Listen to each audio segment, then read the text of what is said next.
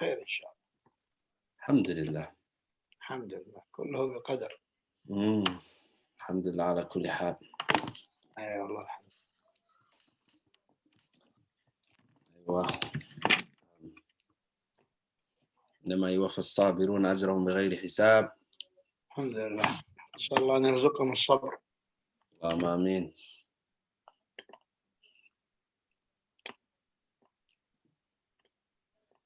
إنما الصبر عند الصدمة الأولى. طيب نعم الحمد لله. فالآن نحن لايف يوتيوب إن شاء الله. الآن بقي دقيقتين للساعة ولكن 8. أيوة لا بأس. السادسة بقي دقيقتين لا بأس تمشي. طيب ننتظر. ننتظر حتى يحضر الناس. طيب خلاص.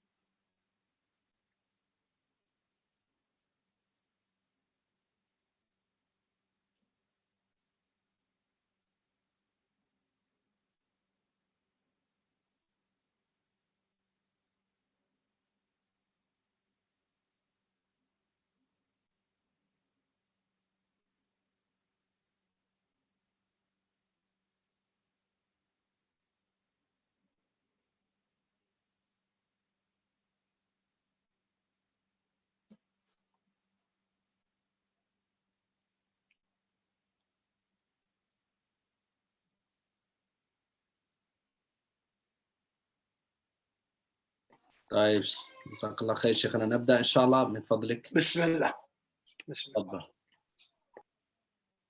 الحمد لله وصلى الله وسلم وبارك على نبيه المصطفى. ما بعد. حياكم الله dear brothers and sisters to this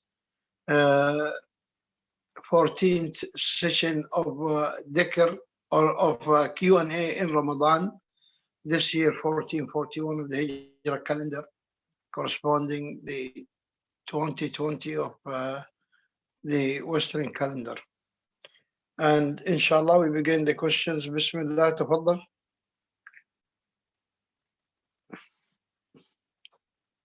طيب بارك الله فيك شيخنا. The first question, I'm not sure of the difference of words calamity, trials, tribulation, affliction, tests. Is it bid'ah to say inna lillahi ila akhirih, inna lillahi wa inna raji'un, and the dua for one afflicted with calamity for a material problem? No, it is not bid'ah. It is not bid'ah. When one has calamity fallen on him,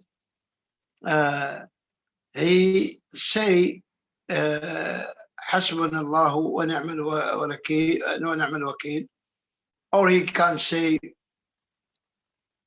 إنا لله وإنا إليه راجعون, or لا حول ولا قوة إلا بالله.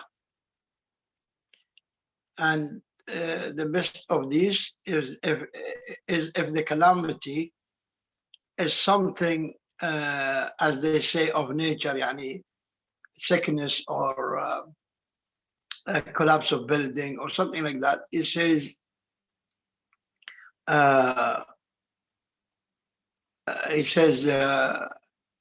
Inna lillahi wa inna ilayhi raji'un.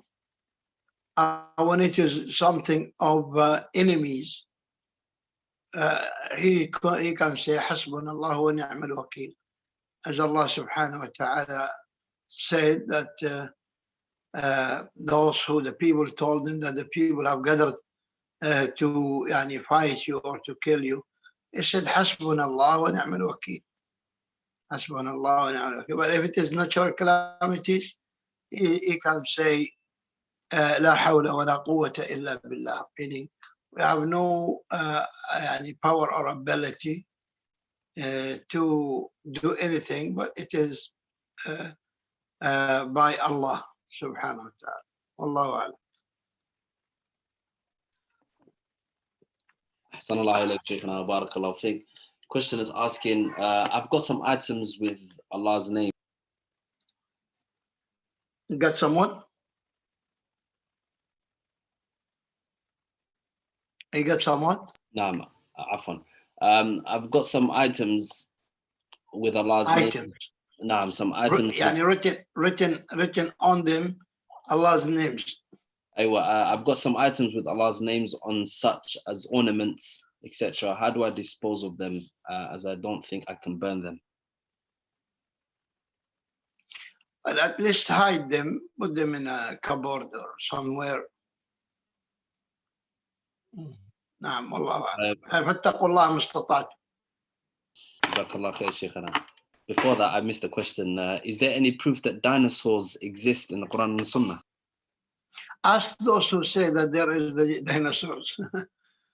Quran and Sunnah did not mention dinosaurs. It's the Westerns who are saying dinosaurs, and they are the ones who are saying this happened 300 million years ago. I don't know how did they know this happened this far, and they don't know what happened last year. But the Quran and Sunnah did not speak about that. It did not mention anything of dinosaurs or something like that. The Quran spoke about الدابة ونخرج لهم دابة تكلمهم أن الناس كانوا بآياتنا لا يوقنون. That Allah Ta'ala said that in the end of this world, Allah will will create a creation which from the name of it, Dabba, means an animal that speaks to the people, saying to them that the people before you did not believe in the signs of Allah. And the Prophet ﷺ also spoke about this Dabba, this animal or creation, that it has massive fur or hair, and it walks around around the towns and speaks to the people. Wallahu a'lam. Jazakallah khair, Shaykhana, barakallah feek. Another question here. Umar radiallahu anhu says, when Abu Bakr Siddiq became Khalifa, every day after Fajr, he would go deep in the desert. I'd always wonder, where does he go? Weeks and months passed altogether. Nobody knows. And it carries on, is this narration authentic? Yani? I didn't hear all what you said until he go deep in the desert. Yeah, until he goes deep into the desert, he says, I'd always wonder, where does he go? Weeks and months passed altogether. Nobody knew. Yani, nobody knew where Abu Bakr went. Umar radiallahu anhu is saying this. He said, is this hadith authentic? Well, first time I hear of it. Jazakallah khair, Shaykhana. Another question here. Is someone supposed to be recommended by scholars to teach about the religion because someone might not feel qualified themselves to speak about the deen? معلش, repeat it again. Someone supposed to be recommended by the scholars to teach. Say it again. Is someone supposed to be recommended by the scholars to teach? يعني تزكية. يعني هل لابد من التزكية حتى يدرس؟ because some Very bad. people Breaking. It's breaking badly. Yeah. Say طيب again. الآن تسمعني؟ أيوة أحسن الآن. ما شاء الله. طيب so the question is asking about التزكيات عن العلماء يعني حتى هل لابد من التزكية للتدريس and because the person says because someone might not feel qualified themselves to speak about the deen. Of course, يعني if you want to teach about dunya, you need qualifications and you need recommendations, you need certificates, you need all these things that makes people يعني, trust you and take from you. It's not how powerful you speak, it's how sound knowledge you have and who can يعني, evaluate this knowledge except a scholar. Yes, of course. You don't take your knowledge from just anybody who can speak powerfully, but you take your knowledge from someone who is recommended by the scholars. Now, and يعني, similar to the scholars these days, the universities, although it's not necessarily that every graduate can be يعني, someone who teach, because you know, in the uni, but still we say if he's a graduate and he has a certificate, at least he has selected some knowledge. But when a scholar recommend someone to teach or recommend him that he is a student of knowledge, proper student, but there's a big difference between a recommendation of someone who's a student of knowledge and a recommendation of someone who's qualified to teach. No, so if he is recommended that he's qualified to teach or give da'wah, then that is the one who you take knowledge from. Allahu A'lam. Jazakallah khair. I've got another question here. بالنسبة إلى الزكاة. I've been Muslim for 7 years and haven't paid zakat due to being unclear how to. Do I pay for the past 7 years of being Muslim or just pay for this year and the years to come? How do I go about it? In the past 7 years, no. If you were in the past 7 years knowing that it is obligatory, but you did not know how to give it, the calculation, then yes, you have to give the zakah for the past 7 years. No. Ahsanallahu alayk. In the UK, there are many different types of halal meat shop. Some stun the meat and some don't. Which one should we buy from?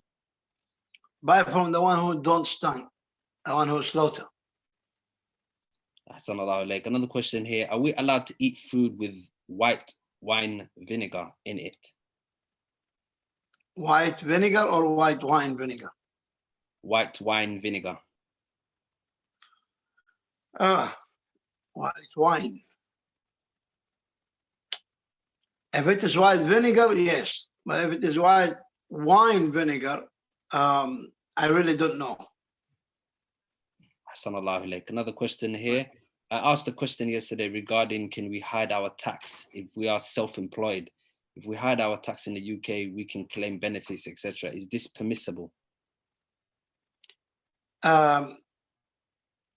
You mean, if you mean permissible to pay tax, as we said, that taxes is not allowed in Islam, and if it is taken by force from you, by the law, then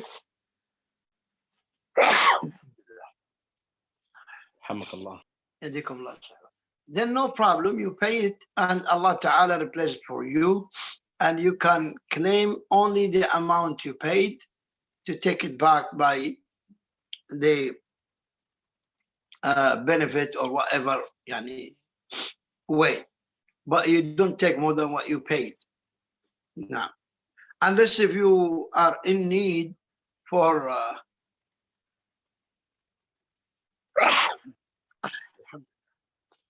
unless if you are in need, unless you are in need for some financial support and the government offer that to all citizens, yes, you can. No. Jazakallah khair, Shaykhana. Questioner, are we allowed to eat afan?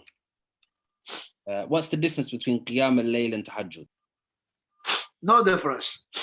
It's all Qiyam al-Layl, but some people call the early prayer like after Isha Taraweeh and the late prayer like in the last third bar, they call it Tahajjud. But there is no difference. All of it called Qiyam al-Layl from after Isha until before Fajr. Wallahu a'lam. Sallallahu alayk. Question: if one does acts of kindness to husband only for worldly aim and isn't aware that worship is everything that Allah loves and is pleased with and it has to be done for Allah only, is it major shirk? No, it's not major shirk. It's not shirk at all. It's not shirk at all. This is something natural.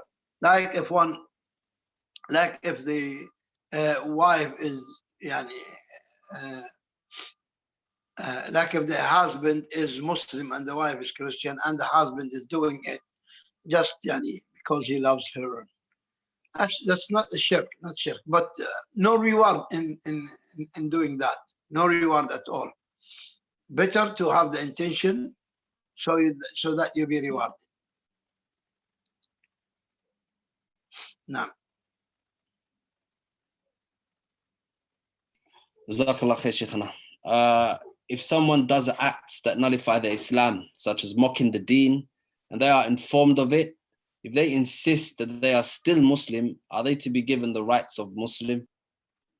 No, if he apostate, is kafir, and he has no right in Islam until he return back to Islam by admitting his sin and by declaring Islam again.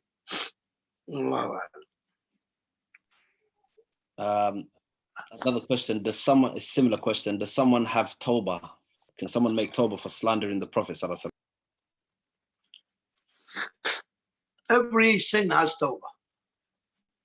Every sin has tawbah. Allah Ta'ala said, قُلْ يَا عِبَادِيَ الَّذِينَ أَسْرَفُوا عَلَىٰ أَنفُسِهِمْ لَا تَقْنَطُوا مِنْ رَحْمَةِ اللَّهِ إِنَّ اللَّهَ يَغْفِرُ الذُّنُوبَ جَمِيعًا. So every sin has a repentance, has tawbah, but it needs sincere tawbah. It needs to be very sincere tawbah. Ahsanallahu alayk. Another question here.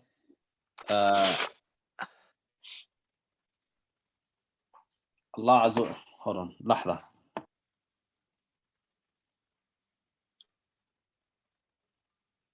أيوة نعم. يسأل عن الآية فأثرنا به. Is that Allah? أيوة. Is that Allah saying we provoked, or is that referring to the horses talked, meaning horses provoked? No. This is called نون التوكيد. It's not نا الدالة على الفاعل. That is a pronoun. أثرنا. That is noon and alif. That is not دالة على الفاعلين. And Allah Ta'ala uses this to show His majesty. But the one in the ayah is all with noon and shadda and fatha above it. العاديات ضبحا فالموريات قدحا فالمغيرات صبحا فأثرن به نقعا فوسطن به جمعا. This noon with shadda and fatha above it called noon al-tawqid. This is to confirm the verb, confirm the action. Now. Barakallahu fiqh. Another question here. Regards the zakat question, could the Shaykh be able to clarify, please, inshallah? Still unclear. I was unsure how to calculate it before and still am. So he's asking about the calculation, if you could clarify. Calculation, first of all, we have something called nisab, which is the minimum amount that obligates the zakah. And that is what equals the price of 85 grams of gold. If you have that which equals 85 grams of gold, then you have to give out zakah, meaning that amount or more. But lesser than that, no. So if it is that amount or more, then you have to pay the zakah. How to pay the zakah? You pay the zakah, you give out 2.5%. 2.5%. The easy calculation for it, you look how much money you have and you divide it by 40. And the result is the amount that you have to give out to the poor people. Wallahu a'lam. Jazakallah khair wa ahsanallahu ilayk. Another question here.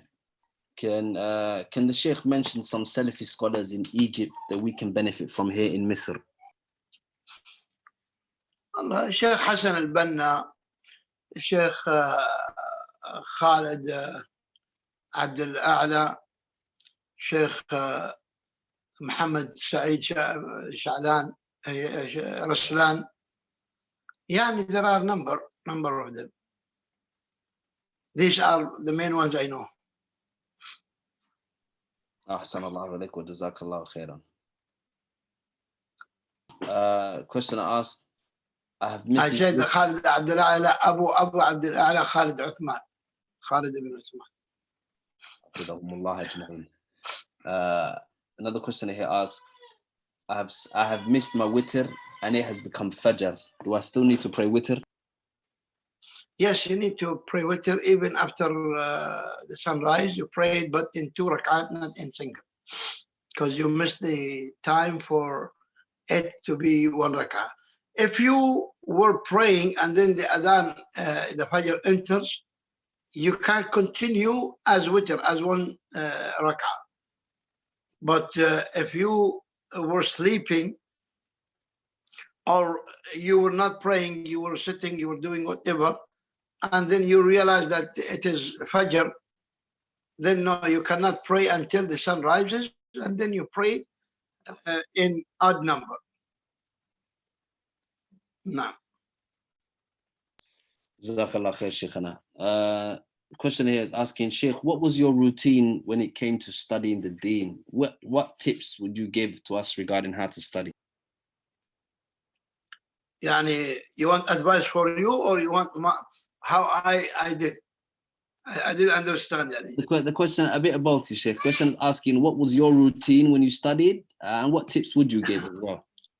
Well, I don't know. My routine is a bit different. I'm not that good a student of knowledge.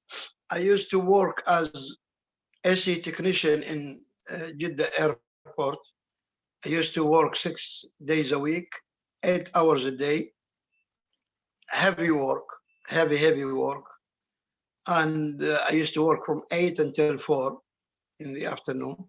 Then I go back home, take some lunch, take quick shower, put on my thobe, take my books, drive to Mecca.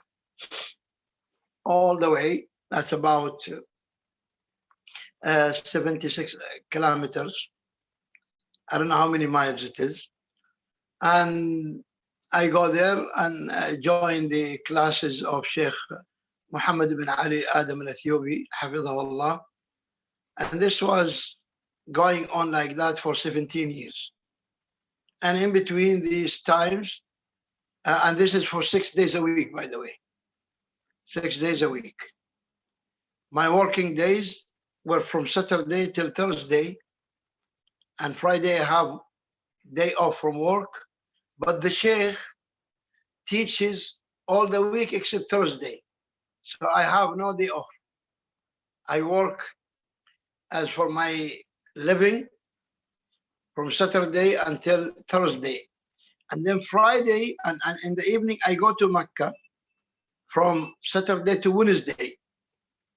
Friday, I go to Mecca. I have no work, but I go to Mecca to join the circle of Shaykh Adam. And we used to have 2 classes a day. 1 class between Maghrib and Isha, after Maghrib, and the other is after Isha for 1 hour. And we used to, first of all, pray Maghrib in the Haram, and then go walk up hill, big hill, and join Dar al-Hadith, where Shaykh teaches. And the Shaykh usually begins with listening to our memorization of 5 men of hadith, 5 narrators from his book Qurratul Ayn, and 5 lines of Alfiyatu al-Suyuti. And on Friday, we recite from Alfiyatu Ibn Malik in the grammar, Arabic grammar. And in between, sometimes the Shaykh, yani, when the Shaykh doesn't have dars, I join other durus. I joined the durus of Sahih Muslim with Shaykh Mohamed Abdullah Somali, rahimahullah, who was the muhaddith of Mecca. And I also joined with Shaykh Mohammed al-Tayyib Shinqiti. He was a scholar in Mecca as well. We studied with him in the Arabic grammar. I also studied with Shaykh Mohammed al-Mukhtar al-Shinqiti in Jeddah for a long period. It was yani, all Umdat al-Ahkam and some parts of Sunan al-Tirmidhi. Alhamdulillah, yani, it needs some struggle. It needs some struggle. I used to also, when Sheikh bin Baz in the summer comes to Taif, he used to hold a circle every Fajr, teaching Tafsir ibn Kathir, Bidayah wa Nihaya, Fath al-Majid, and like that. So I used to drive from Jeddah like 2 hours to Fajr, before Fajr, and reach there, attend the class, and then return back to Jeddah to go to my work. And so on. I used that time, I moved my work to night shift or evening shift, swing shift, they call it swing shift. And it went like that, alhamdulillah. Allah Ta'ala blessed me to study with a number of shuyukh. Studied with Shaykh Muhammad Aman al-Jami, rahimahullah, who used to come to my masjid. We studied with them Usul al-Thalatha and al-Aqidah al-Wasitiyya, all complete, alhamdulillah. And studied for a bit long while with Shaykh Muhammad ibn Abdul Wahhab al-Banna, rahimahullah ta'ala, in many different books, as well as some other shuyukh like Shaykh Muhammad ibn Uthaymeen, rahimahullah, Shaykh Abdullah Ghadayyan, and Shaykh Rabi' ibn Hadi.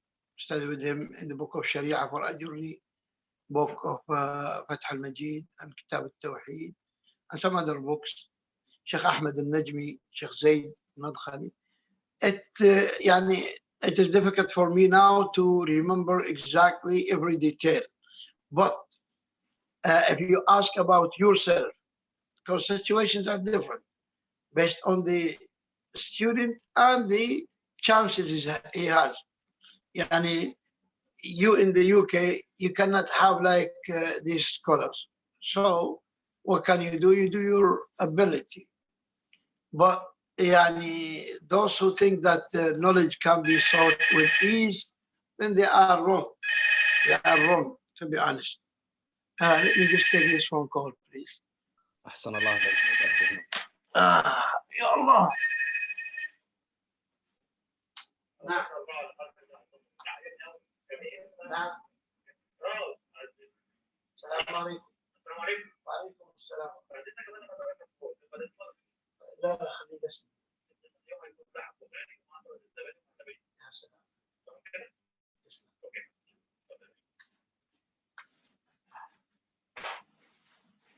يا الله. نعم. So that was the conclusion. Barakallahu feek, Shaykhna. Another question here, asking.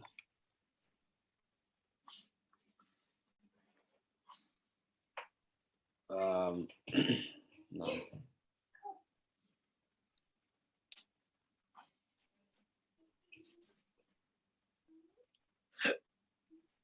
أيوة. نعم.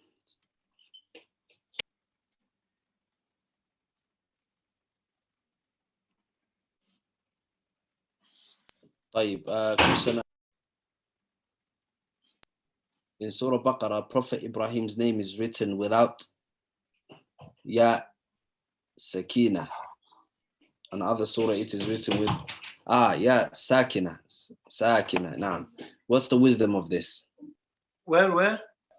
In Surah Baqarah, Prophet Ibrahim's name is written without Ya Sakina.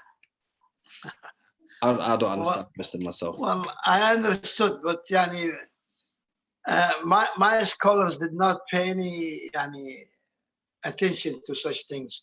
Definitely, some people have their comments. They say it is written this way for this, but Allah knows best. Allah Ta'ala told us that the worship is to recite the Quran and to understand the meanings, but not this art thing is done by some ulama say that even this happened after the time of Sahaba, like the dots and the fatha and the kasra, because the writing at the time of Sahaba, it has only to be like in English, just the letters without dots, without harakat. But Allah knows best. I don't know Allah what it means. What is the difference? Why it is like this? I don't know.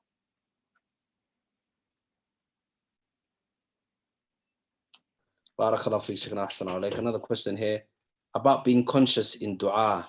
If one says one of the comprehensive dua from the Quran, should one end the supplications immediately, or should one continue saying other narrated authentic dua? La, you can, the longest dua, the best. The longest, the best. The Prophet ﷺ in the Battle of Badr, he stood very long time making dua.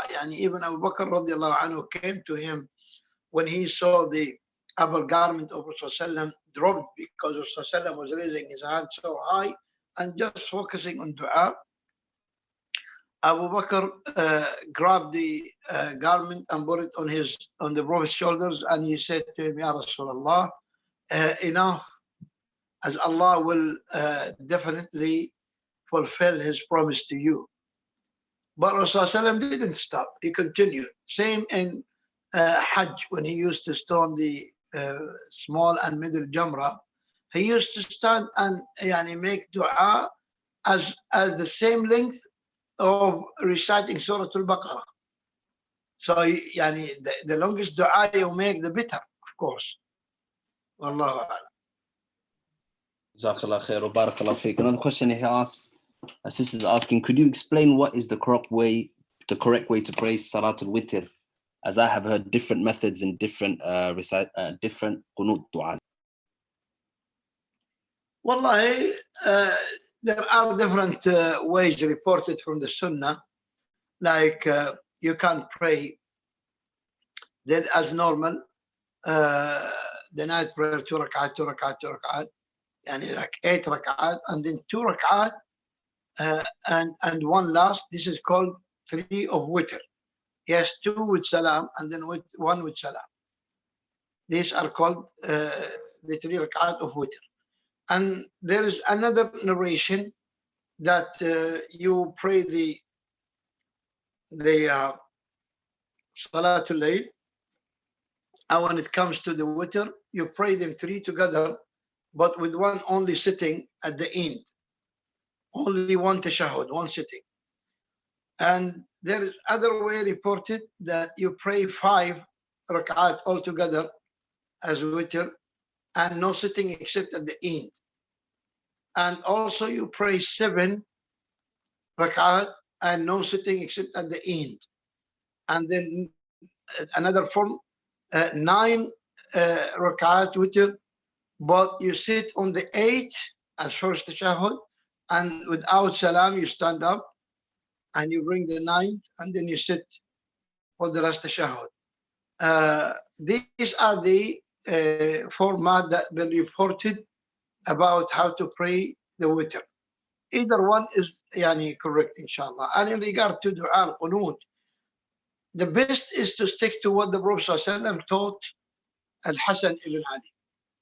Allahumma hdini fi man hadayt, wa afini fi man afayt, wa barik li fi ma a'tayt, wa qini sharra ma qadayt, إنك تقضي ولا يقضى عليك إنه لا يعز من عاديت ولا يذل من واليت تباركت ربنا وتعاليت لا ملجأ منك إلا إليك. And some of the Sahaba, like from this night, the middle of Ramadan, they used to add something. They used to add some other يعني أذكار or dua. They used to say أعوذ بالله. يعني there are some other يعني أذكار يعني and dua that they used to say. نعم. أحسن الله عليك وجزاك الله خير. Question here is asking. But عفوا. But no. even if you don't say dua al-hasan, Allahumma adini min, even if you say any dua from yourself, that's okay, inshallah. جزاك الله خير شيخنا. Another question here is asking about يعني the Hanafi madhab. Sheikh, question asks, do you know any question says, question says, do you know any Hanafis upon the Sunnah who a person can learn from, or any good books to begin from that do not blind follow? Wallahi, I don't know يعني specifically, but why would you يعني insist to study Hanafi madhab? That sounds very strange. يعني. Why would you يعني you study the Sunnah? It's easy today. It's easy today. Alhamdulillah, the kind of extremism of the madhab is gone. Alhamdulillah. Alhamdulillah, by hard work of the ulama, it disappeared. Alhamdulillah, now the people back to the Sunnah. So, and instead of that, you go and learn about the Sunnah, not about the madhab. Naam, Allahu Akbar. Jazakallah khair, Shaykhana. Question here is asking, is it permissible for the women in the family to pray in the same line as the men if there is not much space in the room? Yani pray alongside with him? Naam, if there's not much space in the room, are we allowed to do this? La. The woman is not allowed to do that because the Prophet ﷺ said, "Sharru sufuf al-nisa'i awwaluha," and that is when he said the most evil row for women is the front one, and that's when they are praying with men. So now she is praying side to side. That's even not good. No, not at all. She, if there is no space, then everyone pray by his own. Allahu Akbar. Barakallahu fiqh. Another question here is asking, how can I find balance in gaining knowledge and giving my family and parents their attention? Where? How can I balance between gaining knowledge and giving my family and parents their attention? Knowledge is of two types. One is mandatory, and that is which you cannot worship Allah without. Then that proceed first before giving your family their rights or whatever, because the right of Allah comes before. But there is, and this portion is not that big, it's small, the obligatory knowledge to seek. But the wider range of knowledge, that is optional. So you cannot put the optional worship before the obligatory worship, which is taking care of your family. If you can balance by maintaining the family's needs first, and then go for seeking knowledge which is extra from what you have to, then that is good. But if it clashes with the family needs, then no. Give your family their needs and find sufficiency with the knowledge that allows you to worship Allah correctly. Wallahu a'lam. Jazakallah khair, Shaykhana. Another question here is asking, is it permissible? Can we make dua in another language in the obligatory prayer, particularly the sujood? This is the matter of different opinions of the scholars.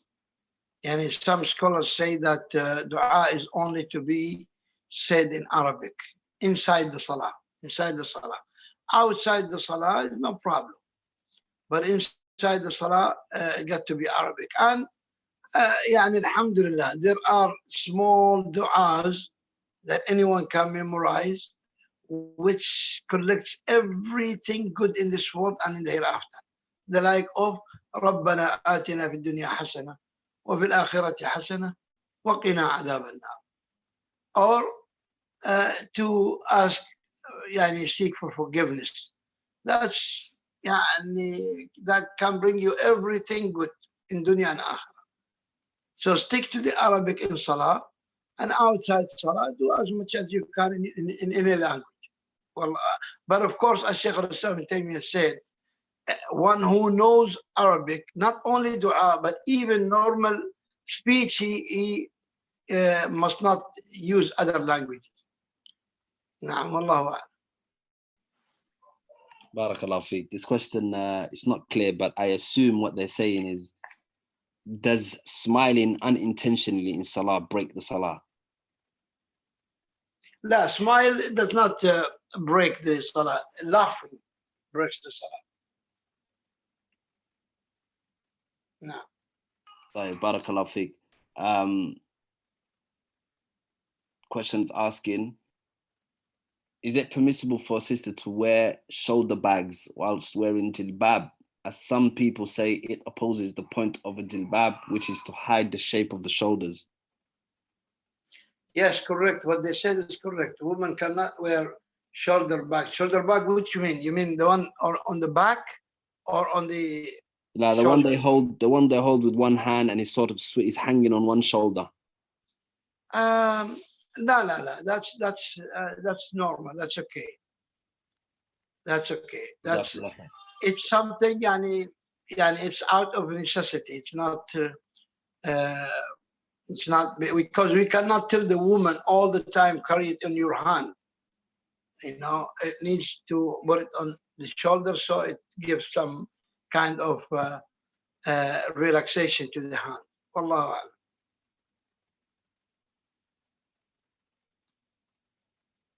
Jazakallah khair, Shaykhana. Another question here. Any advice for those students whose families are not supportive of their quest to seeking knowledge, rather they make it more difficult?